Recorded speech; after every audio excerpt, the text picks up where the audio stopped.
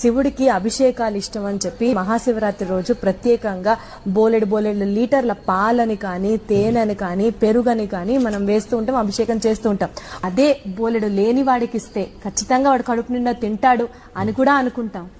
శివుడికే ఇస్తున్నాం అనుకోని లేని వాడికే ఇవ్వచ్చుగా. చాలా అలా ఇచ్చినా అది సంతోషం. లేని వాడికి ఇచ్చినా కూడా శివుడు ఆనందిస్తాడు కదా. కానీ శివుడు అని భావించిన వాడు అభిషేకం చేయడం వల్ల ఉన్న విశేషం ఏంటంటే పైన చూస్తూ ఉంటే ఏం కనబడుతుందంటే ఊరికనే పోసేస్తున్నారని కనబడుతుంది.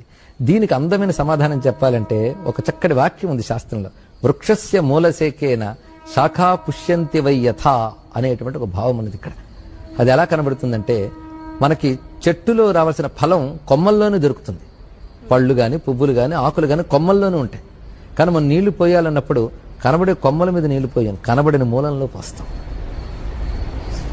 అప్పుడు ఎవడైనా మనం చూసాడు అనుకోండి, అసలు చెట్టుకి ఎలా నీళ్లు అందుతున్నాయో తెలియని మూర్ఖుడు ఒకడు వచ్చి అరే మనకు పళ్ళు అవి పైన వస్తుంటే పైన నీళ్లు పోయాలి కానీ కనబడిన నేల మీద నీళ్లు పోస్తున్నావేమిట్రా అంటాడు. వాడెంత మూర్ఖుడో శివుడికి అభిషేకం చేసి వృధా చేస్తున్నారనేవాడు కూడా అంతే మూర్ఖుడు.